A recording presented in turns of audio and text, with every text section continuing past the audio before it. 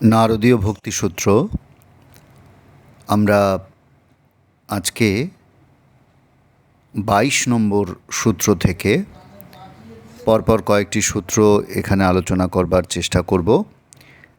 22 নম্বর সূত্রে যাওয়ার আগে আমরা স্মরণ করে নেব যে 21 নম্বর সূত্রে নারদ ভক্তির কথা বলতে গিয়ে বলেছিলেন যে যথা ব্রজগোপিকানাম, যেমন ব্রজগোপীদের জীবনে দেখা যায়, ভক্তের জীবনে ভক্তির যে প্রকাশ দেখা যায় সেইটির প্রসঙ্গে বলতে গিয়ে তিনি ব্রজগোপীদের উদাহরণ দিয়েছিলেন। আমরা আজকে সেই ব্রজগোপীদের প্রসঙ্গে বারংবার আসব সূত্রগুলি আলোচনা করতে গিয়ে। তারপরে বলছেন, ন তত্রাপি মহাত্মজ্ঞান বিস্মৃত্যোপবাদঃ। न तत्र अपि महात्मज्ञान বিস্মৃতি অপবাদঃ। বলছেন যে ব্রজগোপীগণ কৃষ্ণগত প্রাণা হলেও তাঁর মাহাত্ম্য বা ভগবৎ সত্তা সম্পর্কে তারা কিন্তু কখনো বিস্মৃত হননি। অর্থাৎ ব্রজগোপীদের প্রেমের উদাহরণ দিতে গিয়ে নারদ বলছেন যে এক অনন্য দৃষ্টান্তটি আমরা শুনলেও অনেক সময় আমরা এই তত্ত্বটি বুঝতে পারি না। আর ব্রজগোপীদের ক্ষেত্রেও এরকম একটি ধারণা প্রচলিত আছে যে তারা হয়তো কৃষ্ণকে ভালোবেসেছিলেন, তারা হয়তো কৃষ্ণে ভক্তি তাদের জন্মেছিল, কিন্তু বোধহয় তাদের কৃষ্ণই যে পরমেশ্বর, পরম প্রেমাস্পদ, সেইটি তারা বোধহয় উপলব্ধি করতে পারেননি, বা সেইটি সম্পর্কে তারা মনে হয় অবগত ছিলেন না, তাদের অজ্ঞাত ছিল। এরকম একটি প্রচলিত ধারণা আছে। তো সেইটি নস্যাৎ করে দিয়ে এই সূত্রে বলা হচ্ছে, সেই ধারণাটি নস্যাৎ করে দিয়ে এই সূত্রে বলা হচ্ছে যে ব্রজগোপীগণ যদিও কৃষ্ণগত প্রাণা, কিন্তু তারা কিন্তু তার মাহাত্ম্য সম্পর্কে কখনোই বিস্মৃত হননি, তারা ভুলে যাননি যে তিনি সেই পরমেশ্বর। ভাগবতের 10ম স্কন্ধে 31-4 নম্বর শ্লোকে এরকম রয়েছে, না খলু গোপিকানন্দন ভবানখিল দেহি নামন্ত রাত্মদ্রিক বিখানসার্থিত বিশ্বগুপ্তয়ে সখ উদৈবান সাত্বতাঙ্কুলে। গোপীরা বলছেন যে হে পুরুষশ্রেষ্ঠ, হে সখা, আমরা বুঝেছি তুমি যশোদার পুত্র নও, তুমি হচ্ছ সর্বপ্রাণীর বুদ্ধি সাক্ষী। ব্রহ্মা বিশ্বপালনের জন্য তোমার আরাধনা করলে তুমি সকলের অন্তরাত্মা হয়ে যদুকুলে জন্মেছ, বিশ্বপালনের জন্যই তোমার অবতরণ। সুতরাং সকলের মঙ্গলের জন্য অবতীর্ণ হয়ে তোমারই ভক্তদের উপেক্ষা করা তোমার উচিত নয়। অর্থাৎ এই যে দেখুন, গোপিনীরা অনুভব করতে পারছেন যে বিশ্ব পালনের জন্য সেই ভগবান তিনি অবতীর্ণ হয়েছেন নর শরীর ধারণ করে শ্রীকৃষ্ণ রূপে, সেটি স্মরণ করিয়ে দিচ্ছেন। আমরা যেমন ভাগবতের উল্লেখ পাচ্ছি, সেই কথাটি নারদ আমাদের স্মরণ করিয়ে দিয়ে বলছেন যে এমনটি ভেবে বসো না যে গোপিনীরা শ্রীকৃষ্ণের শুধু মাহাত্ম্যটি উপলব্ধি করতেন, তার ভগবৎ সত্তা সম্পর্কে তারা সচেতন ছিলেন না, এইটি ভাবলে কিন্তু ভুল হবে। তারপর বলছেন, তদ্বিহীনং জারাণামিব। তদ্বিহীনং সেই জ্ঞান ব্যতিরেকে, জারাণাম উপপত্নীদের মতন হয়ে যায় এই ভালোবাসা। শ্রীকৃষ্ণকে ঈশ্বরবোধে না জানলে, ব্যক্তিরূপে ভালোবাসলে সেই ভালোবাসা কেমন হয় না, সেই ভালোবাসা উপপতির প্রতি ভালোবাসা হয়ে যায়। অর্থাৎ তখন গোপিনীরা বিবাহিতা, তাদের পতি রয়েছেন, তাই তাকে ভালো না বেসে যদি তারা অপর একজন পুরুষকে ভালোবাসেন তাহলে সেটি উপপতির প্রতি ভালোবাসার মতন বিষয় হয়ে দাঁড়ায়। কিন্তু শ্রীকৃষ্ণ তো অপর কোনো পুরুষ নন, তিনি তো অন্তরাত্মা রূপে সমস্ত প্রাণীর হৃদয় গহ্বরে বিরাজমান পরমাত্মা। এই উপলব্ধি আছে বলেই তবেই না গোপীদের এই ভালোবাসা, গোপীদের এই ভক্তি, পরম প্রেম, সেটি শুধু প্রেম নয়, সেটি পরম প্রেম। তারা তাদের জীবনের একমাত্র প্রিয়তম জনের প্রকৃত মাহাত্ম্য জানতেন না, এটি অসম্ভব। এই পরম তত্ত্বটি যদি তারা না জানতেন তাহলে তো ভালোবাসাই হতো না, প্রেমই হতো না। তা শুধুমাত্র পরপুরুষের প্রতি নারীর কামনা হয়ে থেকে যেত। ঈশ্বরবোধবিহীন ভালোবাসা ভক্তির দৃষ্টান্ত হতে পারে না। তা কামনাপূর্ণ জাগতিক ভালোবাসা হতে পারে, কিন্তু ভক্তির প্রকৃত দৃষ্টান্ত তা হতে পারে না। ভাগবতেই এরকম রয়েছে, ওই দশম স্কন্ধেই, যে গোপিনীরা বলছেন, প্রণত দেহিনাং পাপকর্ষণং তৃণ চরানুগং শ্রীনিকেতনম ফণি ফণার্পিতং তে পদাম্বুজং ক্রীণু কূচেষু নহ কৃন্ধি হৃচ্ছয়ম। হে কৃষ্ণ, তোমার পাদপদ্ম প্রণতজনের পাপনাশক।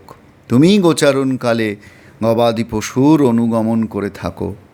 লক্ষ্মীদেবী তোমারই শ্রীচরণ আশ্রয় করেছেন এবং ওই চরণই আবার তুমি কালীয় নাগের মাথায় রেখেছ। এখন তারা প্রার্থনা করে বলছেন, প্রার্থনা করি তোমার ওই চরণ আমাদের বুকে রেখে আমাদের হৃদগত কামানল দূর করো। এই মহাভাবের অবস্থায় গোপিনীরা কিন্তু অবস্থান করেন। তাদের শরীরের এই যে অসহ্য জ্বালা, এ সাধকের শরীরে এমনটি দেখা যায়। সাধনার সময় শ্রীরামকৃষ্ণের শরীরেও অনুরূপ জ্বালা অনুভব হতো। এই জ্বালার উপশমের জন্য গোপিনীরা কী ভাবছেন? শ্রীচরণ, শ্রীকৃষ্ণের শ্রীচরণ স্পর্শেই এই জ্বালা দূর হবে। কারণ তারা জানেন যে এই জ্বালা দৈহিক কোনোভাবে দূর হবার নয়। এই জ্বালা একমাত্র পরমাত্মার দর্শনে, তার স্পর্শে এই দূর হতে পারে। এই বোধ গোপিনীদের মধ্যে কিন্তু সদা জাগ্রত। তাই তাদের ভালোবাসা জাগতিক ভালোবাসা নয়। তারপরে সূত্রে বলছেন, নাস্ত্যেব্য তস্মিং তৎ সুখ সুখিত্বম। তস্মিন, সেই পার্থিব ভালোবাসায়, তৎ সুখ, প্রিয়জনের সুখে, সুখিত্বম নাস্ত্যেব্য, সুখবোধ নেই। অর্থাৎ এই যে পার্থিব ভালোবাসা, নিম্নস্তরীয় ভালোবাসা, প্রিয়জনের সুখই যে নিজের সুখ, সেই বোধ সেখানে থাকে না। অর্থাৎ গোপীরা কৃষ্ণের ভগবৎ সত্তা সম্বন্ধে অবহিত ছিলেন, এই কথাটি এখানে আবার তুলে ধরা হচ্ছে। নিম্নস্তরীয় ভালোবাসায়, পার্থিব ভালোবাসায় প্রিয়জনের সুখই যে নিজের সুখ, এই বোধে পৌঁছানো যায় না। কিন্তু গোপীদের মধ্যে সেই বোধটি বারংবার, সেই রকম দৃষ্টান্ত গোপীদের ক্ষেত্রে আমরা দেখতে পাই। গোপীগীতায় তাদের কণ্ঠে আমরা শুনতে পাই যে তারা বলছেন, আমরা জানি তুমি কোনো সাধারণ ব্যক্তি নও, তুমি কেবল গোপীদের আনন্দ স্বরূপ নও, তুমি সকল প্রাণীর অন্তর্যামী নিয়ন্তা। প্রত্যক্ষরূপে তুমি সমস্ত জীবকে নিয়ন্ত্রণ করছো। বিশ্বের পালনের জন্য সৃষ্টিকর্তা তোমাকে আহ্বান করেছেন, তাই তুমি জন্মগ্রহণ করেছ। এই যে শ্রীকৃষ্ণের তত্ত্বটি, সেটি তারা উপলব্ধি করেন, সেটি তারা জানেন। তাই তার সুখেই তাদের সুখ। তারা আলাদা করে নিজেদের জন্য কোনো সুখের বাঞ্ছা করেন না। তারা বলছেন, তব কথামৃতম তপ্ত জীবনম কবিভিরহীতম কলমশাপহম শ্রবণমঙ্গলম শ্রীমদততম ভুবি গৃণন্তি তে ভুরিদা জনঃ। তোমার কথারূপ অমৃত সংসার তাপদগ্ধ জীবের প্রাণস্বরূপ। তোমার কথা পাপনাশক। তোমার কথা শোনা মাত্রই জীবের মঙ্গল হয়। তাই ব্রহ্মাদি তত্ত্বদর্শীরা তোমার কথাকেই সর্বোৎকৃষ্ট বলে থাকেন। পৃথিবীতে যারা তোমার কীর্তন করেন তারা নিশ্চয়ই পূর্বজন্মে বহু দান করেছিলেন। এই সুকৃতির ফলেই তোমার কথা কীর্তনে তাদের রুচি হয়। শ্রীচৈতন্যদেব যখন পুরীতে বাস করছিলেন সেই সময়ে রাজা প্রতাপরুদ্র মহাপ্রভুর সাথে মিলিত হওয়ার জন্য অত্যন্ত ব্যাকুল হয়েছিলেন। সে বছর রথযাত্রার সময় মহাপ্রভু যথারীতি রথের সামনে নৃত্য কীর্তন করছেন, পরিশ্রান্ত হয়ে পড়েছেন। শ্রীমতীর ভাবে বিভোর হয়ে তিনি পাশের একটি বাগানে গিয়ে অর্ধবাহ্য অবস্থায় শুয়ে রয়েছেন। সেই সময় রাজা প্রতাপরুদ্র রাজবেশ ত্যাগ করে বৈষ্ণবের বেশে মহাপ্রভুর পায়ের কাছে বসে তার পদসেবা করতে করতে এই গোপী গীতা আবৃত্তি করেছিলেন। চৈতন্যদেব একে গোপীভাবে তন্ময়। তার উপর গোপীগীতা শুনে তিনি আনন্দের আতিশয্যে বারবার বলে উঠছেন, থেমো না, আরও বলো, আরও বলো। রাজা তখন তব কথামৃতম শ্লোকটি আবৃত্তি করছেন আর মহাপ্রভু স্থির থাকতে পারছেন না। আনন্দে লাফিয়ে উঠে রাজাকে আলিঙ্গন করে বলছেন, তুমি মোরে বহু দিলে অমূল্য রতন, মোরে কিছু দিতে নাহি দিনু আলিঙ্গন। ভগবানের নাম গুণকীর্তনের মধ্যে দিয়ে এত আনন্দ পাওয়া যায় যে আনন্দ আর অন্য কোথাও পাওয়া যায় না। গোপিনীদের মধ্যে এই অনুভূতি সর্বদা কাজ করছে, সর্বদা তারা এ ব্যাপারে সচেতন। মাঝে মাঝে একটু ভুলে গেলেও সেটি কিন্তু তাদের তত্ত্ববোধের রহিত করে না। তারা সর্বদাই সেই তত্ত্ব দর্শনে একেবারে সমৃদ্ধ হয়ে আছেন। এইটি হচ্ছে মূল ভাব। এই কথাটি এখানে বলা হচ্ছে। গোপিনীরা বলছেন, হে কৃষ্ণ, ব্রজবাসীদের দুঃখ দূর করতে এবং জগতের মঙ্গল বিধান করতে তোমার অবতরণ। ব্রজবনৌকসাং ব্যক্তিরঙ্গতে ব্রিজিন হন্ত্রলং বিশ্বমঙ্গলম। তোমাকে পাবার আশায় তোমারই স্বজন আমাদের মন অত্যন্ত পীড়িত হয়েছে। এই পীড়ার ওষুধ তুমি জানো। সুতরাং কার্পণ্য পরিহার করে সেই হৃদরোগ নাশক জীবনদায়ী ঔষধ যৎকিঞ্চিৎ আমাদের দান করো। কি সেই ওষুধ? না, দর্শন দিয়ে আমাদের বাঁচাও। একটি মনে হতে পারে যে এ বোধহয় কৃষ্ণ সম্পর্কে গোপীদের আসক্তি। হ্যাঁ, সাধারণ মানুষ সম্পর্কে যখন এই অতিরিক্ত প্রেম জন্মায় তখন সেটি আসক্তির সৃষ্টি করে, এ কথা সত্য। কিন্তু কৃষ্ণ প্রেম কখনো জীবকে সংসারে বদ্ধ করে না, কারণ এই প্রেমের পাত্র স্বয়ং পরমাত্মা, স্বয়ং কৃষ্ণ, তিনি স্বয়ং ভগবান। তাই তার প্রতি প্রেম গোপীদের কিন্তু আসক্ত করছে না, গোপীদের ভগবৎ ভাবে পূর্ণ করছে। তাই সাধারণ ক্ষেত্রে যা বন্ধন, গোপীদের ক্ষেত্রে কিন্তু তা নয়। গোপীরা হয়তো কৃষ্ণের মহত্ব সম্পর্কে সর্বদা সচেতন নাও হতে পারেন, কিন্তু অসচেতনতাবশত তারা কিন্তু দেহভাব তাদের মধ্যে জাগ্রত হয় না, কারণ তারা কৃষ্ণকে ভালোবেসেছেন, নিঃস্বার্থভাবে কৃষ্ণকে ভালোবেসেছেন। নারদ বলছেন পরাভক্তির প্রধান লক্ষণই হচ্ছে যে তার নিজের সুখ চায় না, চায় প্রেমাস্পদকে সুখী করতে। নিজের সুখ চায় না, তারা চায় প্রেমাস্পদকে সুখী করতে।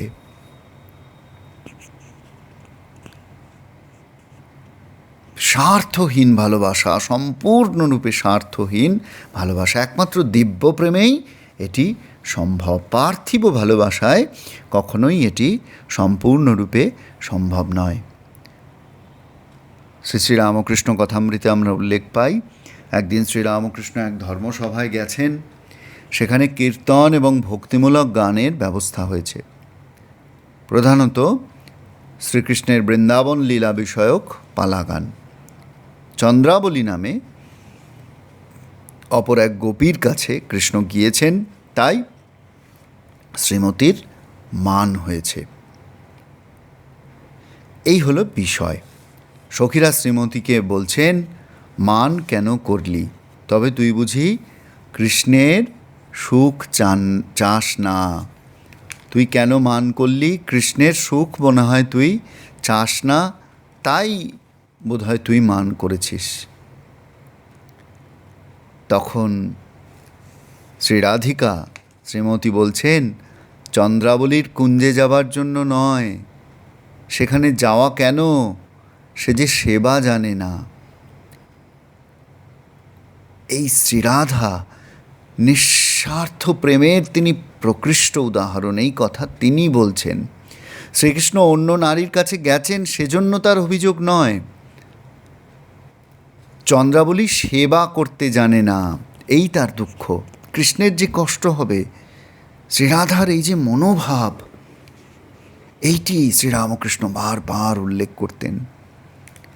অপূর্ব একটি দৃষ্টান্ত, অপূর্ব একটি উদাহরণ। এইটির কথাই নারদ বলছেন যে পার্থিব ভালোবাসায়, প্রিয়জনের সুখে সুখবোধ এইটি থাকে না, একমাত্র দিব্য ভালোবাসায়, পরম প্রেমের ক্ষেত্রেই এইটি থাকে।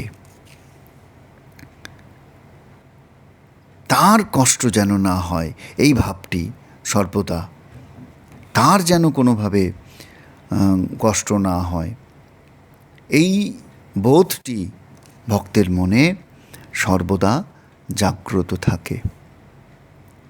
এইটির কথা এখানে বলা হচ্ছে। কেবলমাত্র শ্রীকৃষ্ণ এবং গোপীদের ক্ষেত্রেই যে তা নয়, সমস্ত অপার্থিব প্রেমের ক্ষেত্রেই এই ঘটনাটি সত্য। যিনি ঈশ্বরের আপনজন, লৌকিক বিচারে এই গোপীদের ভালোবাসাকে বিচার করতে গেলে আমরা কিন্তু বিচ্যুত হব। যিনি ঈশ্বরের আপনজন, তার কাছে ঈশ্বর প্রেম অশোভন নয়। শোভনতা অশোভনতা লৌকিক বিচারে তার কাছে এগুলির কোনো মূল্যই নেই। শ্রীরামকৃষ্ণ জীবনের একটি ঘটনায় আমরা বিষয়টি বুঝতে পারি। একদিন ঘোড়ার গাড়িতে করে যাওয়ার সময় একটি মদের দোকানের সামনে দিয়ে ঠাকুরকে যেতে হয়েছিল। কয়েকজন মত্ত ব্যক্তি সেই দোকানের আশেপাশে নানা অঙ্গভঙ্গি করছিল, কিন্তু সেই দৃশ্য দেখে শ্রীরামকৃষ্ণ ঈশ্বরীয় ভাবে তন্ময় হয়ে সমাধিস্থ হয়ে পড়লেন। মদ বা মাতলামির কথা তার মনে হলো না, এই দৃশ্য দেখে তার মনে হলো দিব্য আনন্দে মত্ত এক ঈশ্বর প্রেমিকের রূপ, তাই তিনি সমাধিস্থ হয়ে পড়লেন। এই অনুভব যন্ত্র যে মন, তা যখন অতি সূক্ষ্ম এবং পবিত্র হয় সাধনার ফলে, তখন পার্থিব উদ্দীপনও দিব্যভাবে উপনীত করতে পারে। এইটি আমরা অবতার পুরুষদের জীবনে যেমন দেখতে পাই, তেমনি গোপীদের কৃষ্ণ সাধনার মধ্যেও দেখতে পাই। শ্রীরামকৃষ্ণ বলছেন, সাধারণই প্রেম নিজের সুখ চায়, তুমি সুখী হও আর না হও, যেমন চন্দ্রাবলীর ভাব। আবার সমঞ্জসা, আমারও সুখ হোক তোমারও হোক, এ খুব ভালো অবস্থা, সকলের উচ্চ অবস্থা, সমর্থা, যেমন শ্রীমতীর। কৃষ্ণ সুখে সুখী, তুমি সুখে থাকো, আমার যাই হোক। গোপীদের এই ভাব বড় উচ্চ ভাব। শ্রী শ্রী রামকৃষ্ণ কথামৃতে ঠাকুর এমন করে বোঝাচ্ছেন গোপীদের এই উচ্চ ভাবের কথা। রাধার এই প্রেমের সর্বোচ্চ স্তরের অবস্থা, কৃষ্ণ সুখেই তার সুখ, আর কিছু তিনি চান না। শুদ্ধ প্রেমের এই হচ্ছে লক্ষণ। নিজের ক্ষেত্রে কোনো চাহিদা নেই, ভালোবাসার পাত্রকে সুখী করা, আনন্দ দেওয়া, এই হচ্ছে এর লক্ষণ। ভক্ত যেন ভগবানের সঙ্গে অবিচ্ছিন্ন বন্ধনে যুক্ত থাকেন, তার স্বতন্ত্র কোনো সত্তা থাকে না। এই আমিকেই ঠাকুর পাকা আমি বলেছেন, ভক্তের আমি বলেছেন। এখানে অহং সম্পূর্ণরূপে দূর হয়ে যায়। ঠাকুর বলছেন যে প্রিয়জনের দেবত্ব বা ঐশ্বর্য সর্বদা যদি আমাদের মনে জাগরুক থাকে, তবে কিন্তু বাৎসল্য বা মধুর রসে তাকে সেবা করা সম্ভব হয় না। তাই সর্বদা সেই ভাবটি জাগ্রত নাও থাকতে পারে, কিন্তু তা কিন্তু ভালোবাসার নিবিড়তা বা তীব্রতাকে কখনো খাটো করে দেবে না। গোপীদের ক্ষেত্রেও এই সচেতনতা যে সবসময় থাকবে তা নয়, কিন্তু এই ভালোবাসাটি সর্বদাই ভক্ত এবং ভগবানের ভালোবাসার যে পবিত্রতা সেটিকে আশ্রয় করেই প্রকাশিত হবে। এইটির কথা এখানে বলা হচ্ছে। উদ্ধব ব্রজে এসেছেন, ব্রজগোপীদের কাছে শ্রীকৃষ্ণের বার্তা নিয়ে। ভাগবতে এরকম প্রসঙ্গ রয়েছে। সেখানে তিনি এসে বলছেন শ্রীকৃষ্ণের কথা, সম্মুখের কথা তিনি গোপীদের শোনাচ্ছেন। কৃষ্ণ বলে পাঠিয়েছেন, হে কল্যাণীগণ, তোমরা ভেবে দেখো যে আমি এই বৃন্দাবনে রাত্রিকালে রাসক্রীড়া আরম্ভ করলে যেসব গোপী, পতি এবং আত্মীয় স্বজনের প্রতিবন্ধে রাসে যোগ দিতে পারেনি, তারা নিজ নিজ গৃহে আবদ্ধ থেকেই আমার গুণাবলী চিন্তা করে এই গুণময় দেহ পরিত্যাগ করে আমাকেই লাভ করেছিল। তোমাদের কিন্তু গুণময় দেহ, এই শরীর ত্যাগ করতে হবে না, এমনিতেই তোমরা আমাকে লাভ করবে। কৃষ্ণ উদ্ধব মারফত গোপীদের জন্য যে বার্তা পাঠাচ্ছেন তার মূল কথাই হচ্ছে এই, যে গোপীদের সঙ্গে আমার বিচ্ছেদ নেই। আমি জগতের নিমিত্ত এবং উপাদান কারণ, আমি ছাড়া জগতে অন্য কিছু নেই, সবই আমাতে বিধৃত।